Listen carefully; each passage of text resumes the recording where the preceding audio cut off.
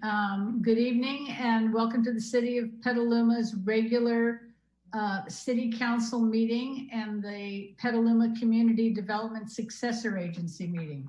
Can we have a roll call, please? Here. Barnacle.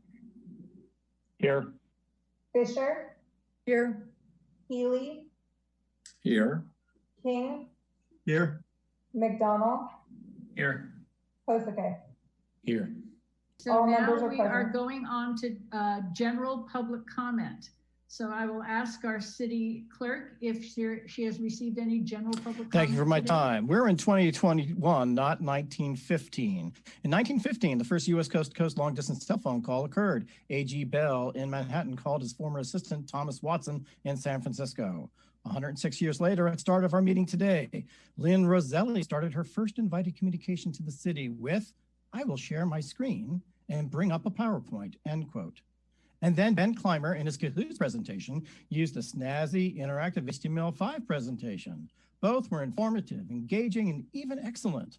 They used the most persuasive communication tools available today.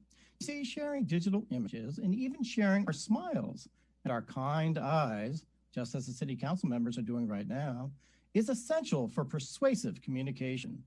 During the dubious coronavirus national emergency, sharing images and audio via Zoom software over fiber optic cables is the way that the public can safely exercise its right to attend public meetings and redress our grievances to our local government.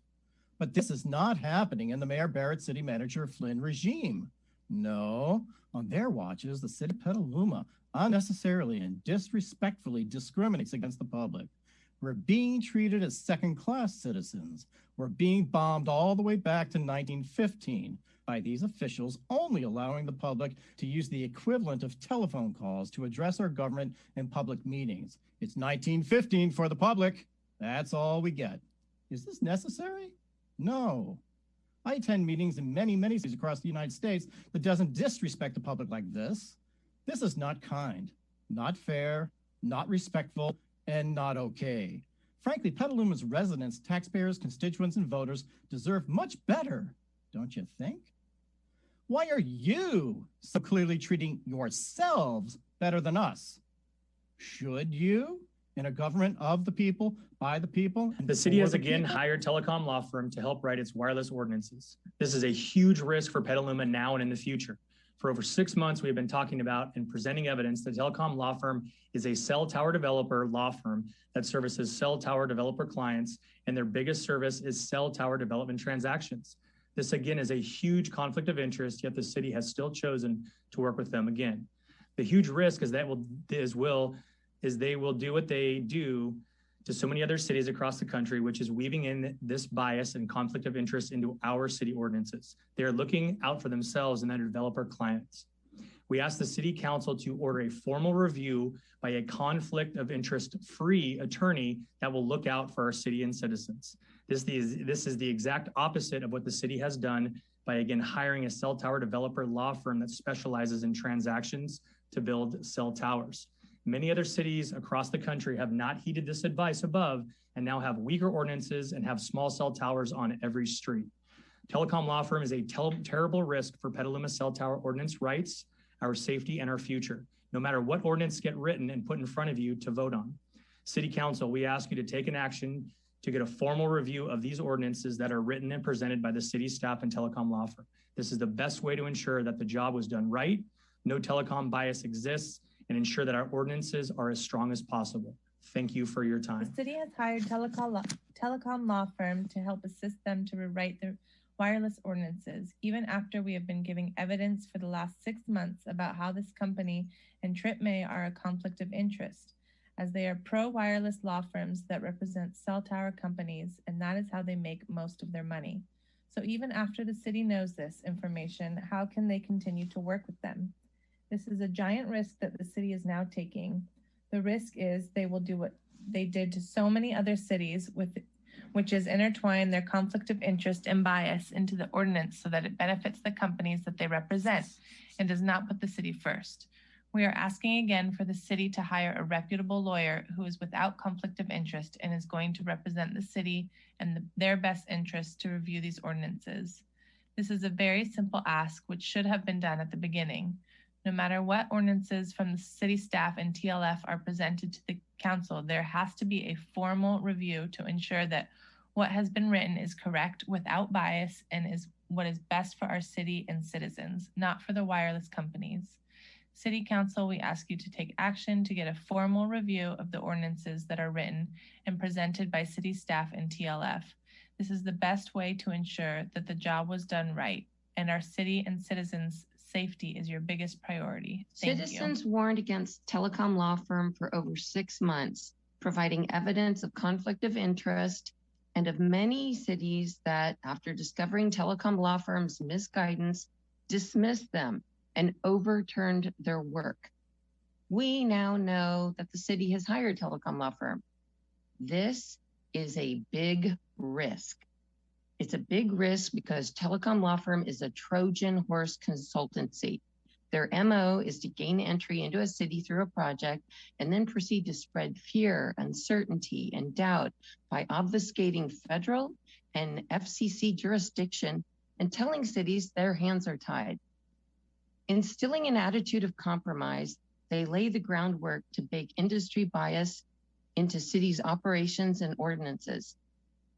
Madam Mayor and City Council, citizens now are looking to you for a real solution.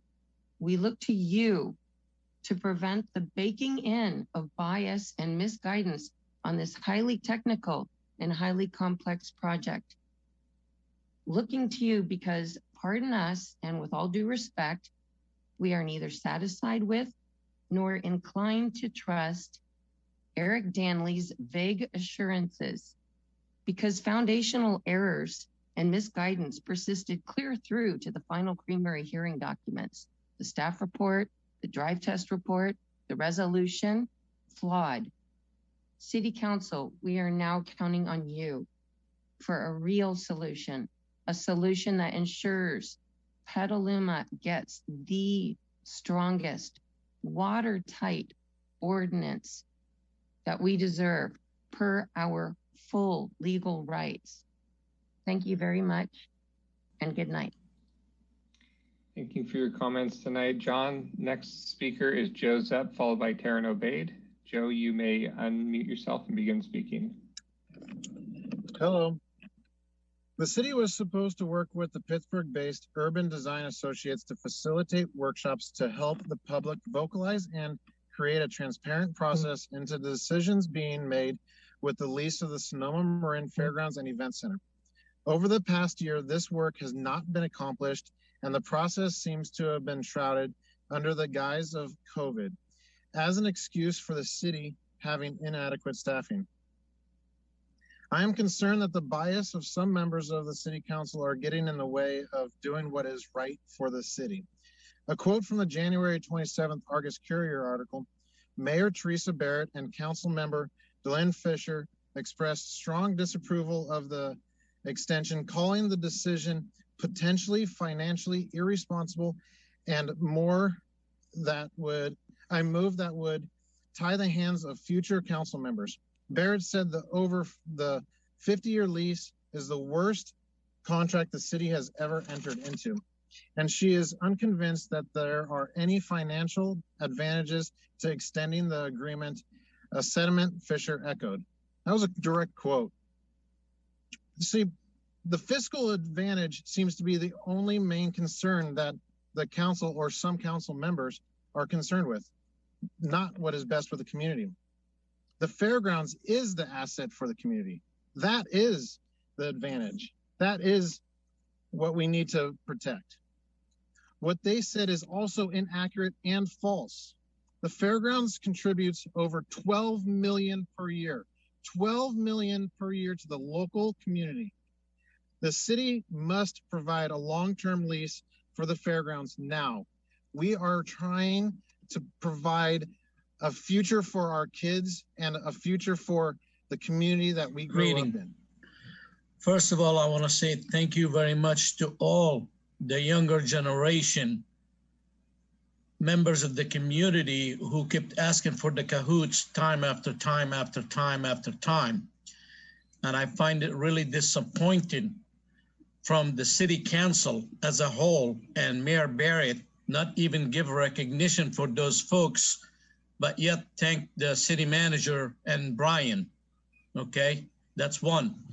At the last meeting, I invited Ken Savano for a meeting to talk to someone who live in Petaluma to talk about issues, and never heard anything. On Tuesday, I sent him a message that including myself, other members of the community would like to have a Zoom meeting or recording meeting to talk about issues that taken place in Petaluma.